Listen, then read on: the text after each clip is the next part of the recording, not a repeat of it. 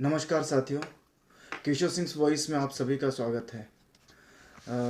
जो भी लोग इससे देख रहे हैं, सुन रहे हैं, वो कृपया चैनल को सब्सक्राइब करें और बेल आइकॉन को प्रेस करें।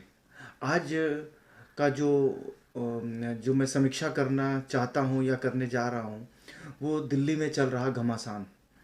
दिल्ली में एक तरफ सरकार और एलजी के साथ ठनी हुई है। अब क्या दिल्ली में सरकार का मतलब उपराज्यपाल है? ये एक सवाल है।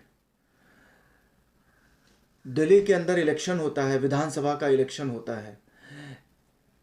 ये दो पार्टियां जो सरकार बनाने की प्रमुख दावेदार हैं, वो चुनाव में लड़ रही होती हैं और उनका चुनावी जो एजेंडा होता है कि दिल्ली को पूर्ण राज्य का दर्जा देना। दोनों का चुनावी एजेंडा होता है। एक जो अपनी सरकार पुनः बनाने जा रही है, दूसरी जो वहां पे सरकार बनाना चाहती है केंद्र सरकार के भरोसे। दोनों ही पूरी मजबूती के साथ लड़ते हैं, चुनाव होता है, जीतते हैं, जीत हार होती रहती है। आम आदमी पार्टी वहां पर जीत कर पूर्ण बहुमत और बहुमत से ज़्यादा की सरकार बनाती है, एब्सोल्यूट मेजॉरिटी की सरकार बनाती है। अब रही बात दूसरी पार्टी जो हार गई है, उनका भी एजेंडा था कि दिल्ली को पूर्ण राज्य का दर्जा देना, जिसमें नरेंद्र मोदी तक जो केंद्र में सत्तासीन है, प्रधानमंत्री, उन्होंने भी कहा था कि दिल्ली को पूर्ण राज्य का दर्जा दिया जाएगा। लेकिन अब यह कहने में कोई गुरेज नहीं है कि यह एक सिर्फ चुनावी ये था, स्टंट था। चुनाव हो गए और पूर्ण राज्य का दर्जा जो देने का हक होता है वो सिर्फ केंद्र सरकार ही कानून के अंदर फेरबदल करके वो कर सकता है। राज्य के अंदर राज्य के पास कोई सत्ता पावर नहीं है, कोई ताकत नहीं है, क्योंकि वो अर्धशासित आधी ताकत वाली सरकार है। लेकिन आज हो क्या रहा है? आज जो चुनी हुई सरकार है, चुनी हुई सरकार के हर काम में हस्तक्षेप हो रहा है राज्यपाल द्वारा। और हमें ये कहने में बिल्कुल भी गुरेज नहीं होना चाहिए कि जो राज्यपाल हैं, जो राज्यपाल महोदय हैं, वो पूरी तरह से बीजेपी के कंट्रोल में चल रहे हैं। वो उन्हीं के द्वारा संचालित किए जा रहे हैं। हर काम में जो काम अच्छा हो वो भी राज्यपाल का काम है कि अगर उनके पास कोई काम दिया जाता है, अनुमोदित किया जाता है, अगर कुछ प्रस्ताव भेजे जाते हैं, अगर आपको प्रस्ताव के ऊपर आपत्ति है तो अपना आपत्ति दर्ज कराएं और वापस करें। ये राज्यपाल ऐसे हैं जो सीधे सेक्रेटरी को तलब करते हैं और वहीं से फाइलें मंगवाते हैं, ये देखते हैं ये कहाँ तक का, ये क्या है। अगर यही करना है तो फिर वहाँ पर विधायिका क्यों? वहाँ पे फिर पूरी तरह से फिर राज्यपाल के भरोसे काम चलाया जाए, जैसे अन्य केंद्र शासित प्रदेशों में होता है।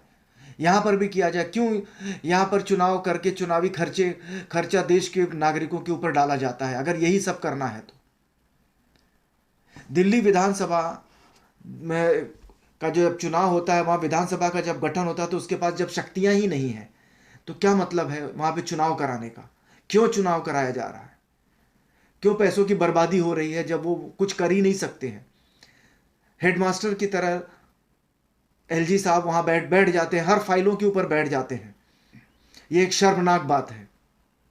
उन्हें कोई काम, कोई कानून, कोई प्रस्ताव मंजूर नहीं हो सकता है, लेकिन उस पर वो आपत्ति दर्ज करके वो वापस भेज सकते हैं। उसके ऊपर फिर संशोधन करके उनके पास वापस से वो फाइलें आ सकती हैं, लेकिन वो ऐसा नहीं कर रहे हैं। और मैंने सुना है कि कुछ टीचरों को बेसिक एडवांस ट्रेनिंग के लिए फिनलैंड कहाँ भेजने की बात थी, उसे भी उन्होंने रोक दिया है, अनावश्यक खर्चे को ये करके। अगर ऐसा ही है तो इस देश में पार्लियामेंटेरियन भी बहुत सारे हैं जो घूमने के नाम पर निकल जाते हैं। विधानसभा के बहुत सारे विधायक लोग भी हैं जो चले जाते हैं कुछ सीखने के लिए, लेकिन घूम के आते हैं। क्यों राज्यपाल नहीं रोकते?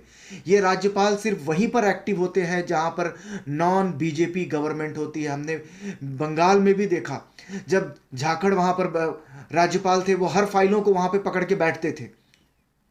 चुनी हुई सरकार के खिलाफ केंद्र सरकार की ये एक साजिश है। साजिश के तहत यह काम किया जा रहा है, उन्हें बदनाम करने का।